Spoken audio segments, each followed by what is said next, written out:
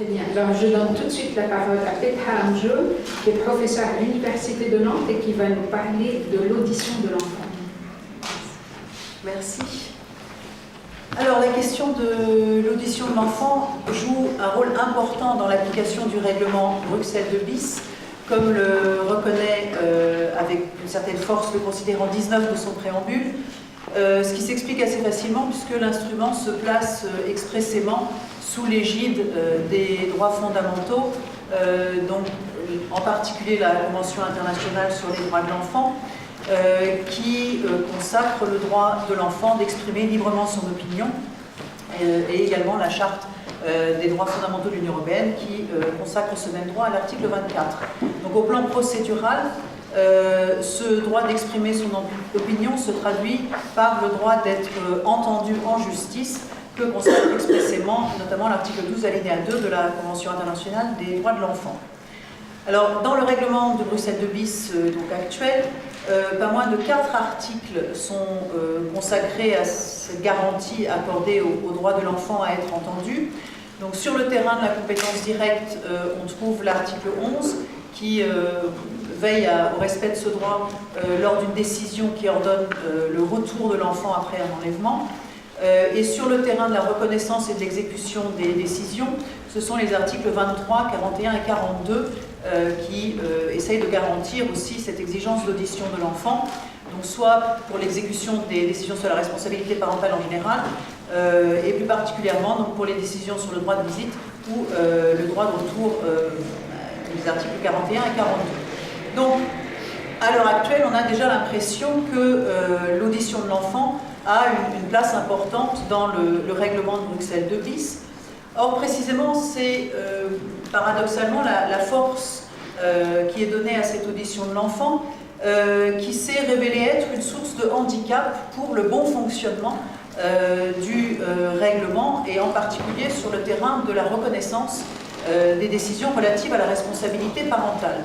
Alors, les études menées sur le fonctionnement du règlement de Bruxelles II bis ont relevé à cet égard 2 difficultés assez classiques. Donc la première tient au fait que les modalités par lesquelles est assurée l'audition de l'enfant relèvent toujours des droits nationaux et sont extrêmement variables d'un État à l'autre. Donc à la fois dans la façon dont va être apprécié le principe même de l'audition de l'enfant, donc notamment les exigences de discernement, d'âge, de maturité, etc.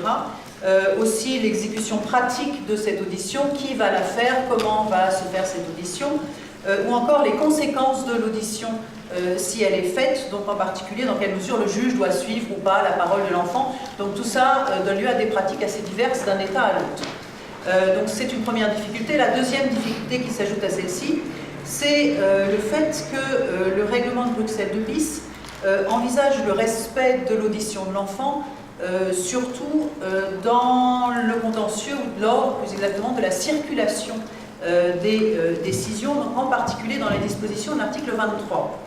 Or, du coup, on crée un certain paradoxe, parce que de façon positive, donc lors de l'instance directe, le règlement de Bruxelles II bis n'impose pas cette exigence d'audition de l'enfant pour toute décision qui intéresse la responsabilité parentale, mais seulement en cas de retour. Donc finalement, positivement, on s'en remet à ce que va faire le juge qui est saisi, et donc tout dépendra de ses exigences nationales. Mais si ensuite on veut faire circuler la décision obtenue au sein de l'Union européenne, à ce moment-là, le non-respect de l'audition de l'enfant peut devenir un obstacle à la reconnaissance de cette décision dans un autre État membre. Et dans ce cas-là, on appréciera les circonstances au regard des exigences de l'État d'accueil, quand on est dans l'hypothèse de l'article 23.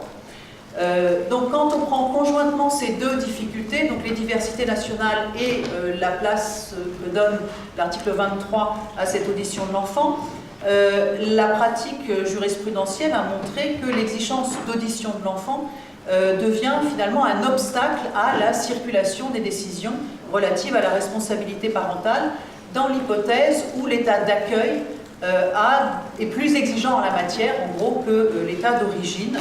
Et même si cette différence concerne uniquement les modalités par lesquelles s'exerce l'audition de l'enfant. Donc, Ce n'est pas seulement le fait que l'enfant ait été entendu ou pas entendu, c'est parfois la façon simplement dont l'audition a pu être menée. C'est pour ça, par exemple, que certaines décisions françaises n'ont pas trouvé reconnaissance en Allemagne, parce que l'enfant n'était pas toujours entendu ou pas dans des conditions satisfaisantes au regard des concepts, des exigences du droit allemand. Donc on parvient du coup en l'état actuel à un constat qui peut apparaître paradoxal, puisque finalement l'exigence d'audition de l'enfant elle semble finalement assez bien garantie, puisque le fait, voilà, ça peut être un obstacle à la circulation de la décision, mais en fait en respectant l'audition de l'enfant, on porte ou on risque malgré tout de porter atteinte à l'intérêt de l'enfant, puisque cette seule exigence peut conduire à refuser la reconnaissance de décisions relatives à l'enfant, même si, au fond, elle respecte parfaitement l'intérêt de l'enfant. Et l'autre paradoxe, c'est aussi que finalement, indirectement, cela affaiblit peut-être aussi la légitimité de la compétence qui est initialement donnée au juge d'origine, donc de la résidence habituelle de l'enfant, qui est censé, pour des raisons de proximité, être le juge qui respecte, qui correspond le mieux à l'intérêt, on va dire, spatial ou géographique de l'enfant. Donc indirectement, en refusant de reconnaître sa décision, on va considérer qu'il n'était peut-être finalement pas le mieux placé, ou au fond, peut-être pas celui qui serait mieux à même d'assurer le respect de l'intérêt de l'enfant. Donc ce résultat paradoxal n'apparaît donc pas totalement satisfaisant. Alors peut-être pas bizarrement pour le respect de l'exigence d'audition de l'enfant, mais plus pour le fonctionnement du règlement de Bruxelles 2 bis. Et c'est pourquoi la proposition donc, de révision de 2016 entend remédier à ces inconvénients en revoyant donc, la place qui est accordée à l'exigence de l'audition de l'enfant. Ça fait partie des éléments phares, on va dire, de cette proposition. Donc d'une part, l'idée c'est de renforcer la place de l'audition de l'enfant sur le terrain de la compétence directe, donc par l'introduction du nouvel article 20, et d'autre part, on veut éviter que sur le terrain de la reconnaissance des décisions, l'audition de l'enfant devienne par elle-même un obstacle à cette circulation. Donc la proposition de refonte sur ce point opère un certain changement de perspective, puisque là encore on va recentrer finalement l'appréciation ici du droit de l'enfant à être entendu entre les mains du juge d'origine de la décision. Et donc c'est aussi une façon peut-être de contourner, à défaut de les supprimer, la disparité entre États, déjà entre États membres, quant à la façon dont on va assurer le respect de cette audition de l'enfant. Donc finalement, le juge d'origine va avoir presque une sorte de compétence exclusive pour assurer le respect du droit de l'enfant d'être entendu en justice. Donc ce que je voulais voir ici, c'est précisément de voir si ce changement de perspective va permettre de remédier aux inconvénients que l'on dénonce s'agissant de l'actuel règlement de Bruxelles 2 bis et savoir si effectivement cela va permettre un renforcement de l'audition de l'enfant, du droit à l'enfant d'être entendu. Donc au risque d'un plan un peu simpliste, je voulais voir dans un premier temps le renforcement de l'audition de l'enfant auquel on essaye de parvenir dans le cadre de la compétence directe, avant de voir l'effacement un peu corrélatif de cette audition sur le terrain de la reconnaissance des décisions. Alors s'agissant tout d'abord du cadre de la compétence directe, donc des règles de compétence directe relatives à la responsabilité parentale, donc c'est sur ce terrain-là, avant tout, que l'on cherche à renforcer donc, les droits de l'enfant et à essayer de respecter davantage les exigences, notamment issues de la Convention internationale sur les droits de l'enfant. Donc la modification, plus exactement, passe par le fait que l'on va abandonner donc, la situation actuelle qui est une prise en compte assez ponctuelle de l'audition de l'enfant pour aller vers la consécration d'une obligation de principe pour le juge d'origine de veiller à ce que l'enfant soit entendu. Alors si on fait un rapide point sur la situation actuelle, donc dans le cadre du règlement de Bruxelles 2 bis, donc sur le terrain de la compétence directe, il y a un seul article qui envisage la question de l'audition de l'enfant, qui est l'article 11 plus particulièrement dans son deuxième paragraphe, qui, lors d'une décision sur le retour de l'enfant, impose au juge de veiller à ce que l'enfant ait la possibilité d'être entendu au cours de la procédure, à moins que cela n'apparaisse inapproprié eu égard à son âge ou à son degré de maturité. Donc, c'est la seule hypothèse dans laquelle on envisage l'audition de l'enfant. Donc, le texte, en son principe, donc, pose une obligation, impose une obligation au juge donc, de veiller à cette audition de l'enfant. Il doit avoir la possibilité d'être entendu, donc ce qui est l'interprétation que donne aussi la Cour européenne des droits de l'homme ou la Cour de justice de l'Union. Et s'agissant donc des conditions de l'audition, on reste finalement assez souple. Il y a une raison qui permet de ne pas auditionner l'enfant, c'est si on estime que c'est inapproprié eu égard à son âge ou à son degré de maturité. Donc le même critère d'âge et de maturité se retrouve sur le terrain de la reconnaissance, donc aux articles 41 et 42. En revanche, l'article 23 ne fait pas référence à ces critères d'âge et de maturité, mais prévoit que l'urgence pourrait justifier la non-audition. Donc on n'a pas tout à fait les mêmes critères selon le texte utilisé par le règlement de Bruxelles de bis. Donc voilà la situation actuelle, finalement un texte qui, dans un cas limité, impose cette audition de l'enfant. Alors la proposition de refonte souhaite introduire, au contraire, une obligation beaucoup plus générale de donner à l'enfant la possibilité d'exprimer son opinion. Alors, selon la Commission, cette obligation qui pèserait sur le juge trouverait son fondement dans la Convention internationale des droits de l'enfant que tous les États membres ont ratifiée. Donc, la Commission souligne que le principe même, finalement, de l'audition de l'enfant se trouve consacré dans tous les États membres, ce qui donne à ce moment-là une assise forte à la reconnaissance mutuelle.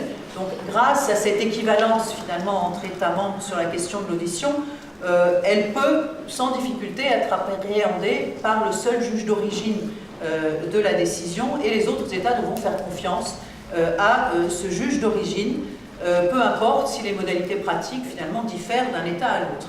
Donc d'une certaine façon, on va présupposer une équivalence entre les législations sur cette question de l'audition de l'enfant, alors que précisément la pratique a montré qu'il n'y avait pas du tout d'équivalence. Donc ce qui peut apparaître un peu curieux pour justifier la confiance mutuelle. Donc l'expression, cette nouvelle obligation, trouve son expression donc, dans le nouvel article 20 de la proposition de refonte, donc qui pose à la fois un principe d'audition, donc je vous donne quand même la teneur de l'article 20, donc il est prévu que dans l'exercice de leurs compétences, donc en application de la section 2, les autorités des États membres veillent à ce qu'un enfant qui est capable de discernement ait la possibilité réelle et effective d'exprimer librement son opinion pendant la procédure. L'autorité prend dûment en compte l'opinion de l'enfant, eu égard à son âge et à son degré de maturité, et étaye ses considérations dans la décision. Donc deux séries de remarques sur ce texte. D'abord sur le principe même de l'audition qui est prévu. Alors on retrouve dans le texte la même formule habituelle, donc que le juge veille au respect de cette exigence. Donc le texte ne dit pas que le juge donne à l'enfant la possibilité d'être entendu. Il n'y a pas le terme « donne » qu'on trouve notamment dans l'article 12 de la Convention internationale sur les droits de l'enfant. Donc ce qui aurait peut-être pu être une bonne chose, de formuler de façon un peu plus forte cette obligation que de dire « le juge veille à », si c'est le seul endroit où on va vraiment vérifier l'audition de l'enfant.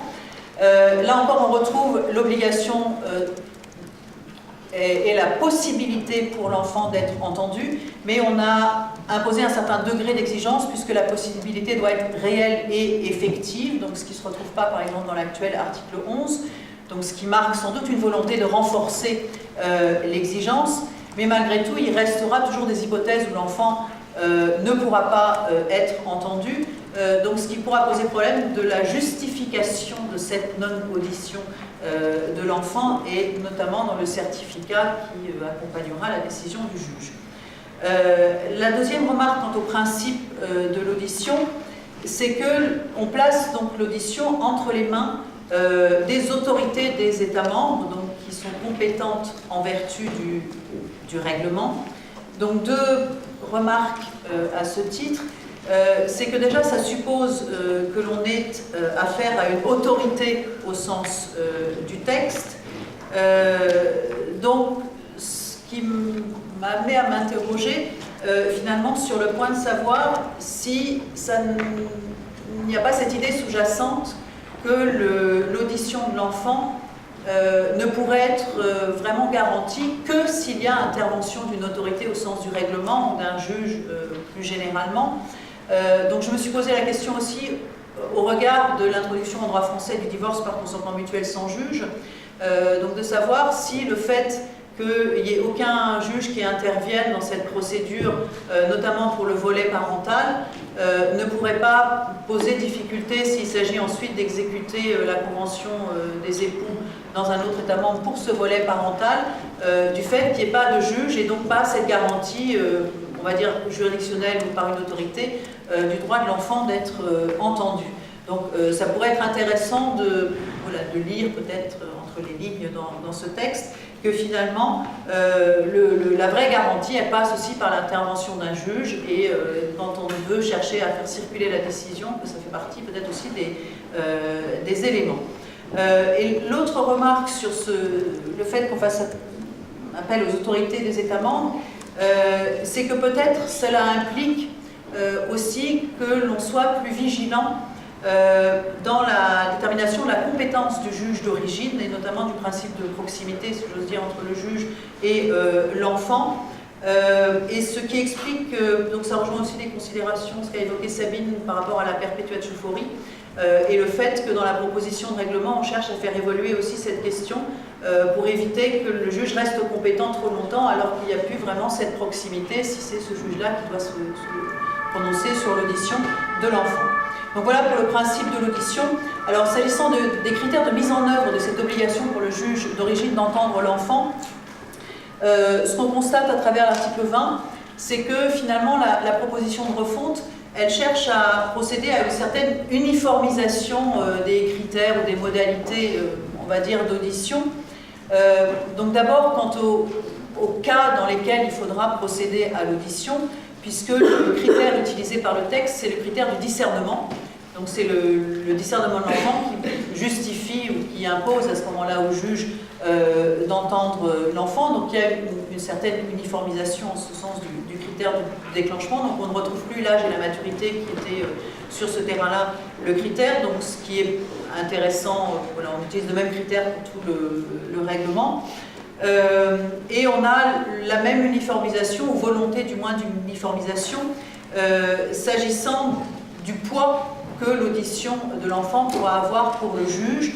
Donc c'est l'âge et le degré de maturité de l'enfant qui détermineront ce poids de l'audition pour le juge et le poids que le juge donnera donc à cette parole de l'enfant. Et il devra justifier dans sa décision ce qu'il en est ou pourquoi il a tenu plus ou moins compte de la parole de l'enfant au regard de son âge et de sa maturité. Donc il y a une espèce de volonté d'uniformiser, on va dire, à la fois les critères de déclenchement de l'audition et les conséquences sur le juge. Donc ce qui peut être aussi intéressant au regard des pratiques des différents États membres, donc on pourrait dire c'est finalement une bonne chose que tout ne dépend pas exclusivement unique des États membres, mais qui est cette volonté d'uniformisation.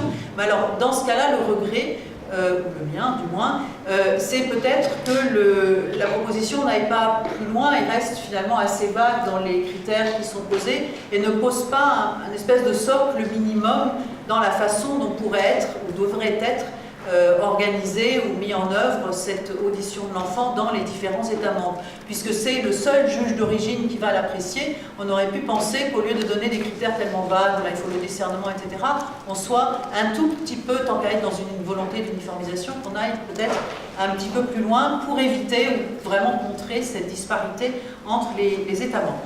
Donc voilà sur le premier volet, donc le terrain de la compétence directe. Donc on voit cette volonté de renforcer à ce moment-là la place de l'audition de l'enfant, même si, j'allais dire, on reste peut-être un tout petit peu à mi-chemin, on ne va peut-être pas au bout de ce qu'on aurait pu faire, vu le poids justement que l'on donne au juge d'origine. Alors, deuxième volet, s'agissant du terrain de la circulation des décisions. Alors, sur ce terrain, deux constats. Le premier, c'est que l'absence d'audition de l'enfant disparaît en tant que condition autonome de non-reconnaissance d'une décision. Et deuxième constat, c'est qu'exceptionnellement, la parole de l'enfant pourra faire obstacle à l'exécution d'une décision. Donc on retrouve le fameux article 40, paragraphe 2, que l'on a évoqué, que M. Van a évoqué dans sa communication. Donc, quelques mots sur ces deux aspects. Alors, s'agissant de la disparition de l'absence d'audition comme condition de non-reconnaissance, c'était le terrain principal des difficultés, aujourd'hui, où c'est le terrain principal des difficultés soulevées dans le cadre du règlement Bruxelles II bis, donc en particulier dans l'article 23 du règlement, puisque le texte prévoit qu'une décision sur la responsabilité parentale pourra ne pas être reconnue si, sauf en cas d'urgence, elle a été rendue sans que l'enfant, en violation des règles fondamentales de procédure de l'État membre requis, ait eu la possibilité d'être entendu. Donc, c'est le juge de l'État requis, classiquement, qui effectue à ce moment-là le contrôle. Et donc, on est vraiment dans la confrontation de deux conceptions éventuellement différentes de l'audition de l'enfant. Or, le libellé même de l'article 23 a été vu comme un encouragement, c'est le terme employé dans les motifs de la proposition, donné à l'état d'accueil pour ne pas reconnaître une décision qui serait contraire à ces règles fondamentales relatives à l'audition de l'enfant. Donc la difficulté ici tient au fait que les raisons qui justifient finalement l'audition ou la non-audition de l'enfant sont appréciées à des moments différents et par des autorités différentes. Donc au départ, c'est le juge d'origine. Là, ça va être le juge de l'État requis. Or, les conditions, le contexte, etc., peut avoir changé et malgré tout, même si on regarde ce qu'a fait le juge d'origine, le fait qu'on l'apprécie au regard des exigences procédurales de l'État requis, voilà, change un peu la perspective.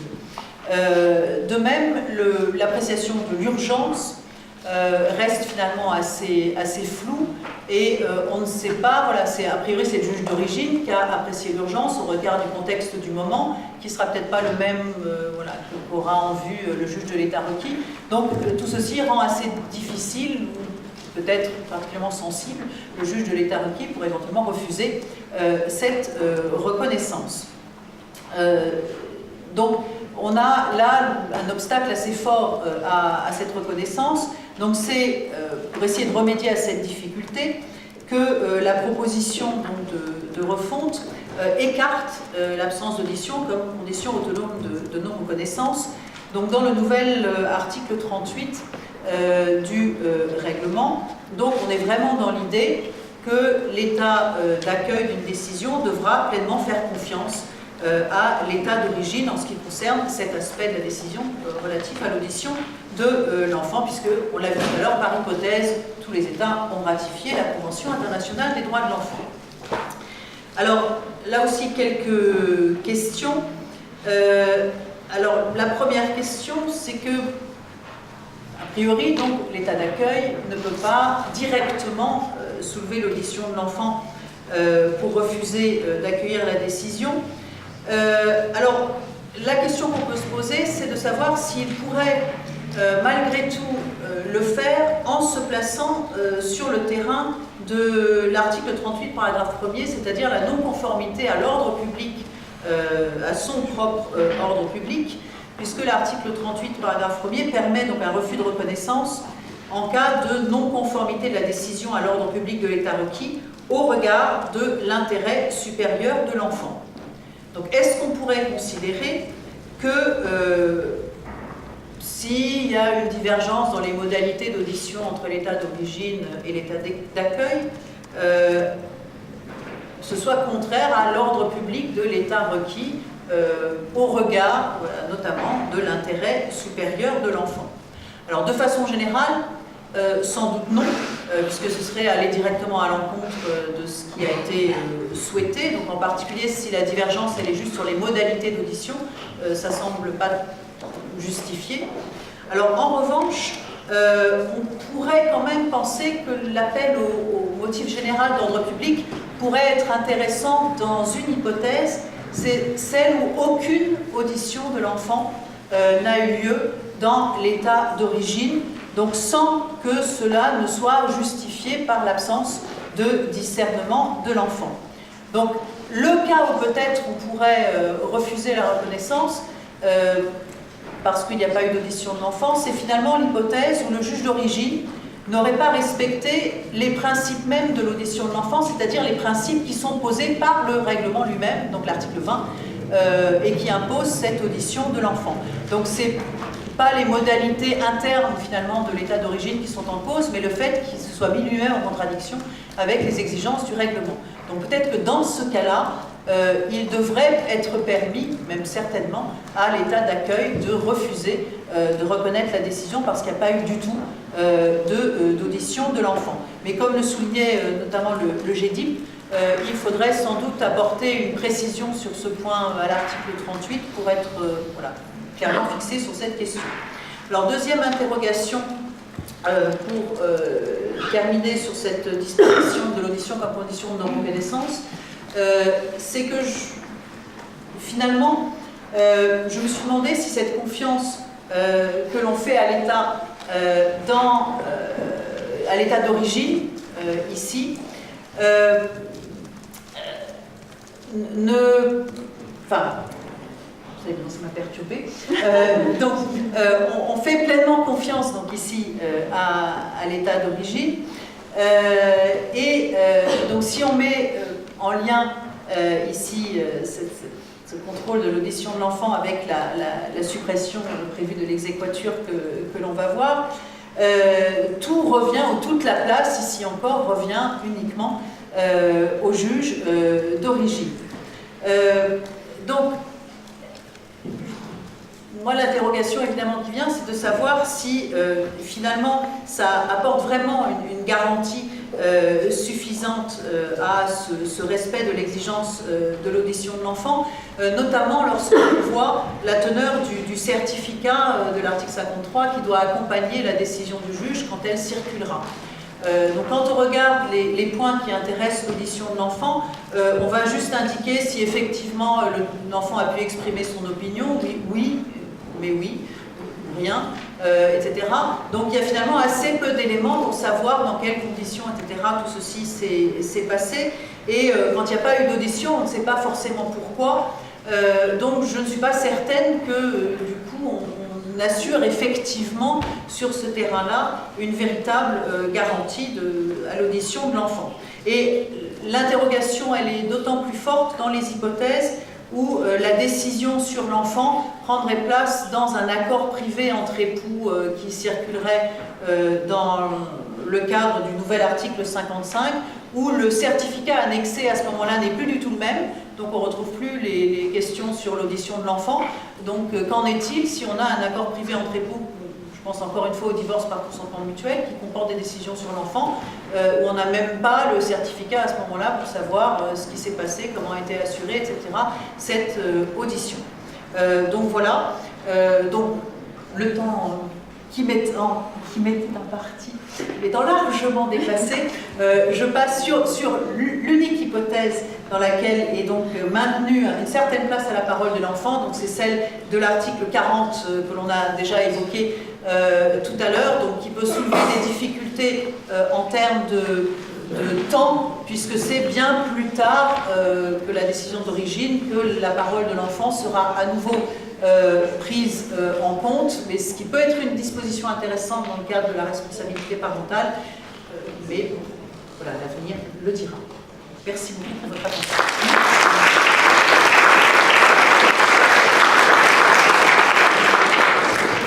Merci beaucoup pour cette belle intervention que je regrette d'avoir accéléré un petit peu, mais on va la retrouver dans les discussions.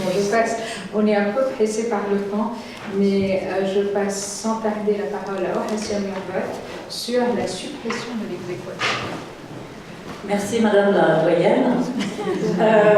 Alors je vais être extrêmement, vraiment bref parce que d'une part, je pense que les questions d'exéquature et d'exécution ont déjà été traitées. En réalité, c'est une question qui traverse le problème de l'audition de l'enfant, la question générale de la sévérité, et puis c'est au cœur évidemment de la question du retour. Donc je vais juste faire 5 remarques et quitte à ouvrir la place pour une discussion après. Donc l'exéquature est supprimée selon la proposition pour l'ensemble des décisions relevant du domaine du règlement. Petra a déjà pointé la question des effets du divorce non judiciaire et le problème de l'audition de l'enfant. Mais s'agissant donc des décisions qui portent principalement sur la responsabilité parentale, ce qu'on voit, et c'est ma première remarque, c'est que finalement, en dépit de beaucoup de place occupée dans la proposition de la Commission sur la nécessité de supprimer l'exéquature, que l'exéquature soulève toutes sortes de difficultés pratiques et ralentit la procédure, ce qui est certainement vrai. Au fond, l'exéquature maintenant c'est un dinosaure. On ne regarde plus l'exéquature, ça y est, la cause est entendue. Et bien entendu, il est évident que ajouter la procédure d'exéquature alors que plein de garanties ont été prises devant le juge exerçant la compétence directe, c'est source de ralentissement. Je pense qu'en réalité, on est en train d'assister à quelque chose qui a été très très bien décrite par Petra à partir d'exemples de l'audition de l'enfant, c'est qu'en fait, on change de perspective. Et le centre de gravité, en quelque sorte, de cet ensemble qui est d'une part la compétence, d'autre part l'exécution, c'est maintenant, bien entendu, la coopération à partir du juge d'origine. Donc la concentration de compétences plus l'élaboration de standards sur l'audition de l'enfant, finalement, c'est le centre du dispositif. Et c'est un peu comme si l'exéquature est une nécessité dans une logique contentieuse. Mais à partir du moment où on a changé un peu de logique et on est dans une logique coopérative, c'est le cas lorsque tout le dispositif est un conflit d'autorité, par exemple, on n'a plus besoin d'exéquature. Donc c'est pour ça, je crois, c'est non seulement la question de la lourdeur de cette procédure supplémentaire, mais c'est la logique, le changement de logique qui explique que l'exéquature finalement disparaisse sans trop de difficultés. Donc ça c'est le premier point. Le deuxième point, c'est qu'au fond, bien entendu, la disparition de l'exéquature a quelque chose de très symbolique. C'est une étape importante dans l'amélioration, dans la promotion de la coopération.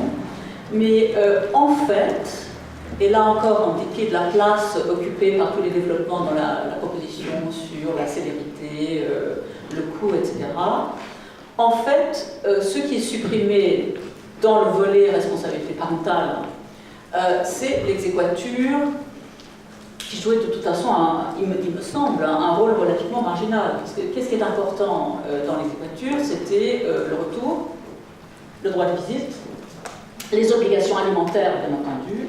Or, dans tous ces domaines-là, il n'y a plus d'exéquature de toute façon.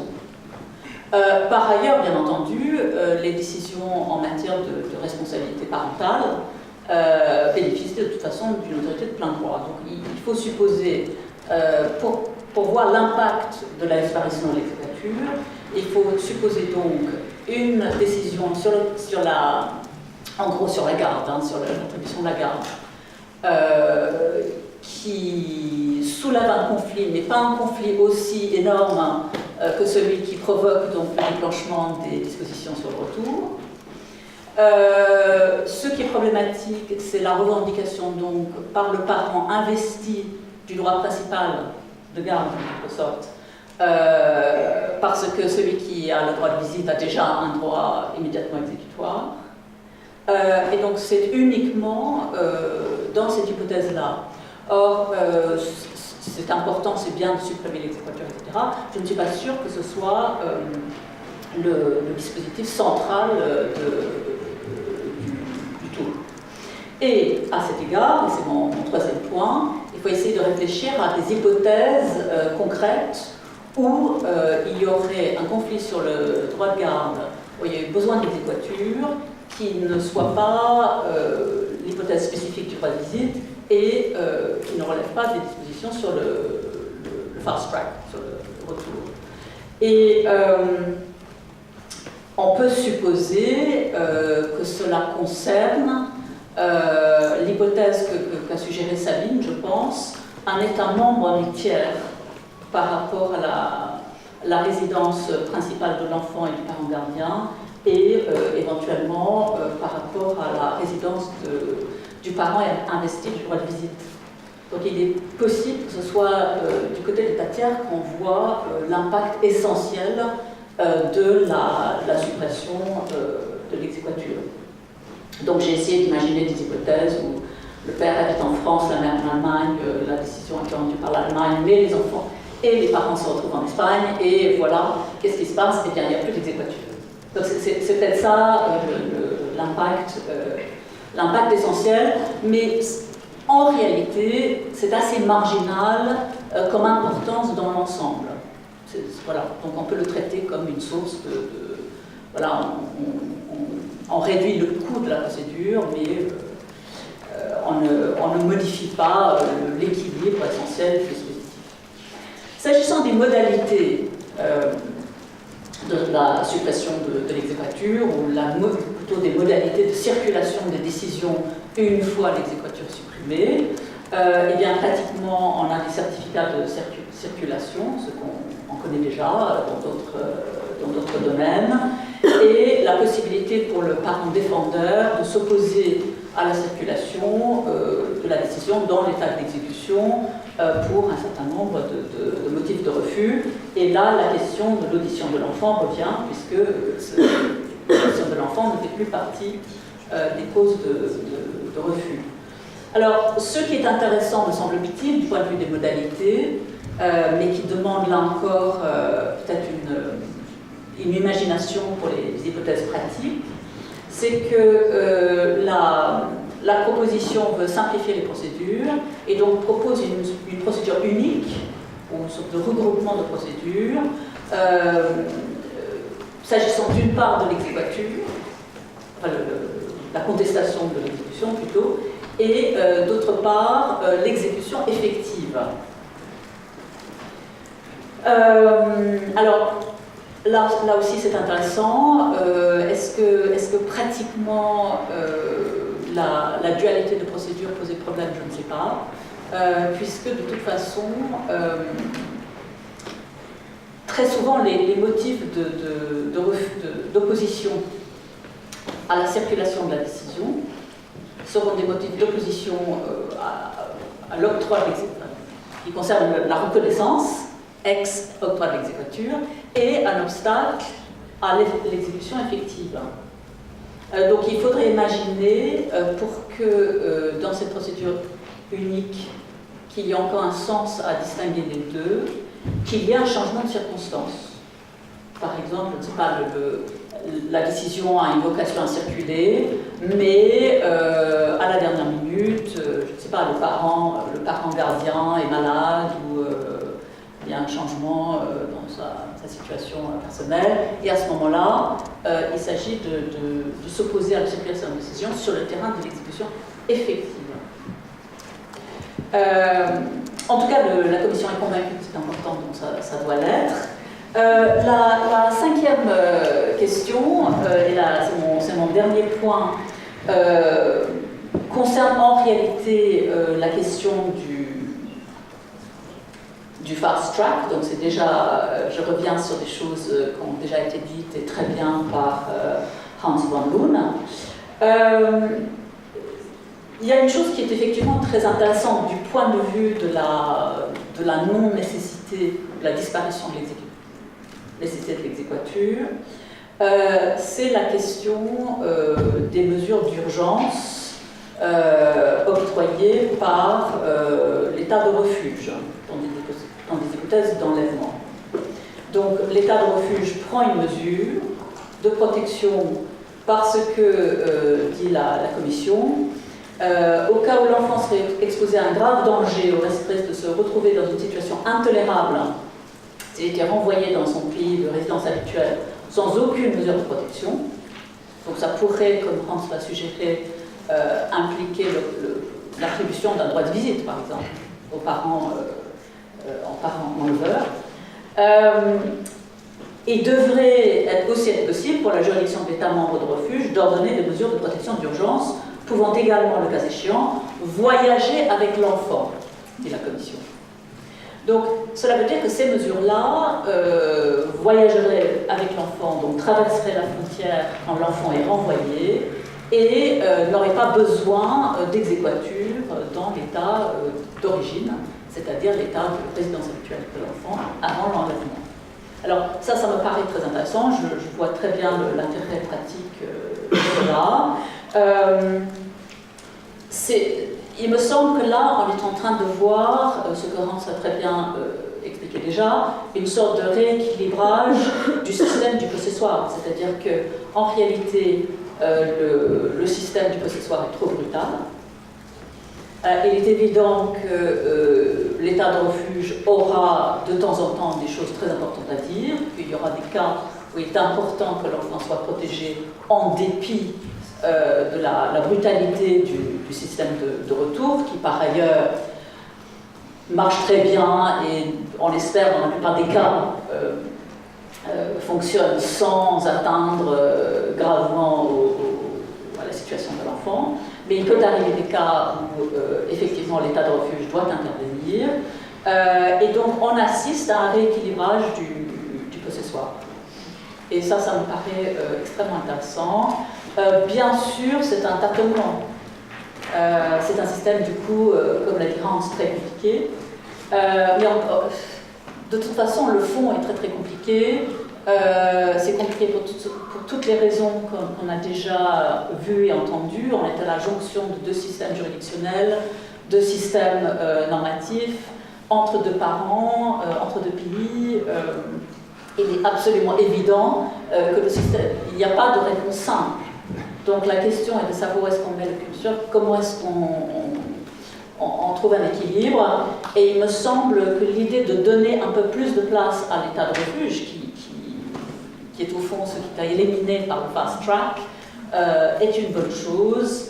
Et là, la suppression de l'exéquature, ou l'absence de besoin d'obtenir l'exéquature pour faciliter cela, me paraît très sensé. Je vous remercie.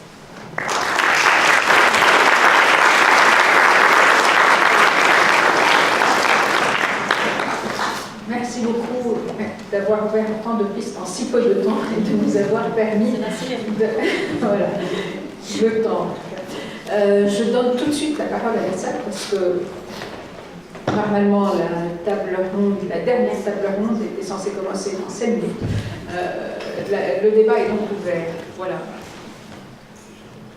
S'il y a des questions, le micro va passer.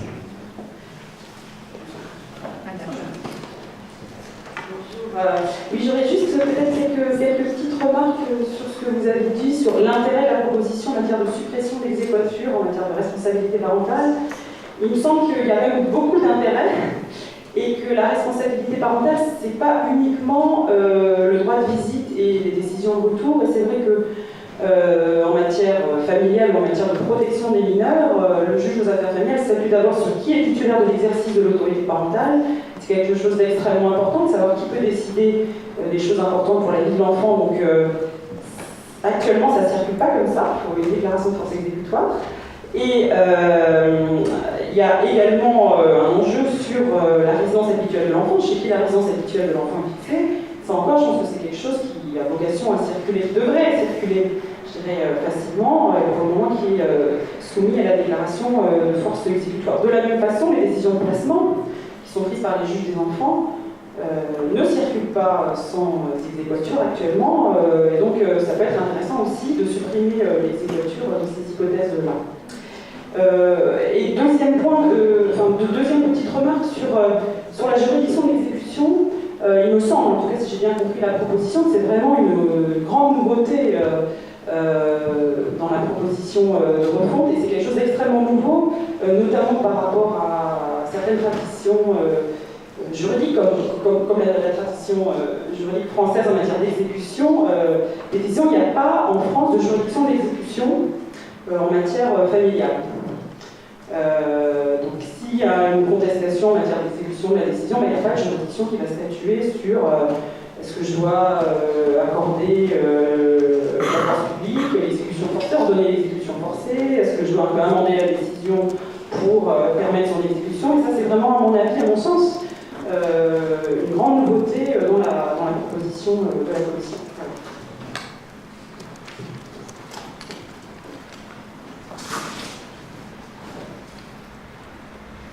On fait ça.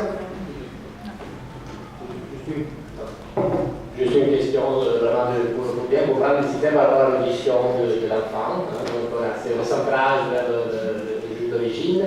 Mais si je comprends bien l'article 40, donc il y a possibilité pour le juge de l'État requis de refuser l'exéquature si l'enfant se pose dans un cas de changement, c'est comme ça. Donc du coup, dans ces hypothèses, évidemment, il faudra l'audition de l'enfant dans l'État requis. Je suppose, comment le juge de l'État requis pourra se rendre compte de cette situation. Mais si je comprends bien, donc le refus de reconnaissance n'est plus un refus un peu abstrait qui se base sur une modalité, éventuellement de formalité adoptée dans l'État d'origine, mais plutôt sur un refus concret de l'enfant qui a une portabilité. Est-ce que je vois bien le système sans doute beaucoup mieux que moi. Oui, effectivement, c'est-à-dire il y a peut-être deux niveaux. Ce qui est possible actuellement, c'est effectivement de refuser la reconnaissance parce qu'on va considérer qu'au moment où la décision a été rendue dans le juge d'origine, l'enfant n'a pas été entendu ou pas suffisamment entendu, ou qu'il n'y avait pas suffisamment de garantie, etc. Donc l'actuel article 23, ça ne sera a priori pas possible, donc sauf voilà, éventuellement à le réintégrer dans l'ordre public général, mais c'est ça, à part le cas où il n'y a eu aucune audition, on ne voit pas trop. Alors, l'article 40, c'est peut-être une philosophie un tout petit peu différente, dans la mesure où on ne se situe pas au même moment dans le temps, pour revenir voilà, à la question du temps, c'est le point où elle existe peut-être sur la question de l'audition, puisque l'hypothèse visée par l'article 40, donc dans le contentieux de l'exécution effective donc de la décision, c'est celle du changement de circonstance. Donc il faut qu'il y ait eu un changement de circonstance depuis que la décision a été rendue par le juge d'origine, et sauf que le changement de circonstance va être dû au fait que l'enfant, à présent, manifeste une objection à ce qui a été décidé par le juge d'origine, et donc que la décision serait maintenant contraire à son intérêt supérieur. Donc ça supposerait... Alors, justement, je me demandais, parce que déjà, qui va entendre cette objection de l'enfant parce qu'a priori, il n'y a pas de juge pour l'instant il va manifester une objection, et donc on va se fonder sur cette objection. Donc le parent qui demande le refus d'exécution va se fonder sur cette objection, comme vous le soulignez, pour dire « Ah, je m'oppose à l'exécution ». Donc il va venir avec un papier, il dit « Voilà, mon enfant s'oppose, je ne sais pas, il objecte, je ne sais pas ». Donc effectivement, est-ce que du coup le juge requis, donc le juge de l'exécution, est-ce qu'il doit à ce moment-là à nouveau auditionner l'enfant pour voir si cette objection est vraiment réelle, etc. Comment on fait. Et même du point de vue de l'audition de l'enfant, je disais, c'est assez curieux parce que, par hypothèse, l'enfant a été entendu au départ, si l'article 20 projeté est effectivement respecté. Donc ça veut dire qu'entre-temps, alors ça dépend le laps de temps qui s'est écoulé depuis la décision d'origine, mais a priori, le temps n'est pas énorme. Si on demande, si on est à la phase de l'exécution de la décision d'origine, il ne s'est pas écoulé des années, il faut l'espérer non plus. Donc ça veut dire qu'entre-temps, l'enfant qui aura sensiblement la même maturité, le même âge, voire le même discernement, a changé d'avis ou a émis une nouvelle objection. Et tout ça en dehors d'un contexte finalement d'audition, puisqu'il n'est pas dans un contexte judiciaire quand au départ il soulève cette objection. Donc c'est assez délicat, enfin difficile de voir comment en pratique, donc c'est ce que soulignait M. Van Loon, comment en pratique ce qu'on va en faire finalement, alors que les conséquences sont finalement assez importantes. Ce que je trouvais malgré tout intéressant, c'est que peut-être ça montre que de déplacer complètement le curseur vers le juge d'origine, entre les mains du juge d'origine, et d'en faire le seul moment d'appréciation de cette audition de l'enfant, c'est peut-être pas tout à fait suffisant.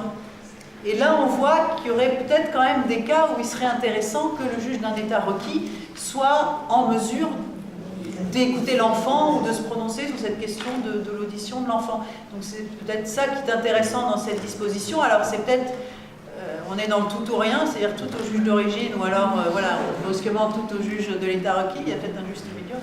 Voilà. Merci. Une dernière question?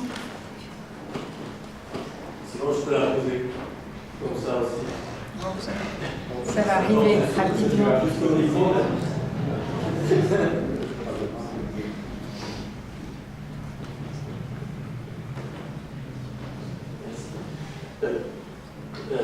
Merci mesdames, je voulais vous demander votre appréciation sur le nouvel équilibre qui résulterait éventuellement de la proposition de règlement si elle devait aboutir, justement autour de ce balancement entre le juge d'origine et le juge de l'état requis ou le juge de l'exécution.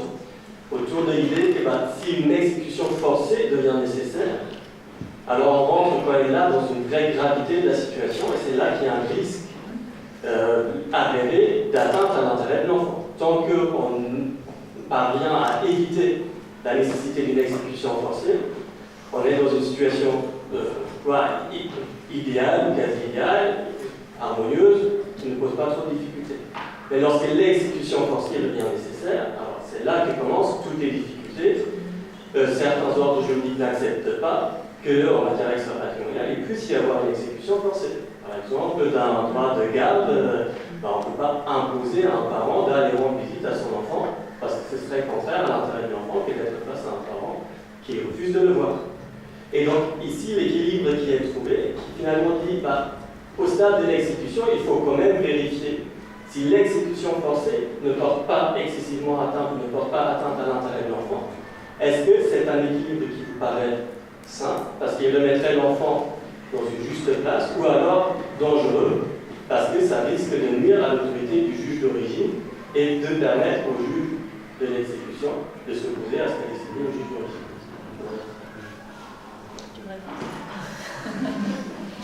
Je pense que vous posez très bien la question. Il n'y a pas de réponse miracle. D'une part parce que les cas sont toujours très très différents. Et ensuite, il est évident que ces contentieux sont si délicats et l'enfant est au centre que je pense qu'il faut tâtonner. Donc, quelle est mon appréciation de l'ensemble? Ça me paraît compliqué. Je ne sais pas si globalement le système est meilleur ou moins bien que celui qui existait avant. Ce qui est certain, c'est que le Bruxelles 2 bis a essayé de simplifier, sans doute à l'excès, et on voit bien qu'on ne peut pas. Et donc, comme je le disais tout à l'heure, l'idée de redonner une place à l'état de refuge sous la forme de la possibilité d'ordonner des mesures, peut-être en ayant entendu l'enfant. Ça me paraîtrait un bon équilibre, mais votre question, malheureusement, il n'y a pas de réponse simple à cette question qui est complexe, mais qui saisit la difficulté.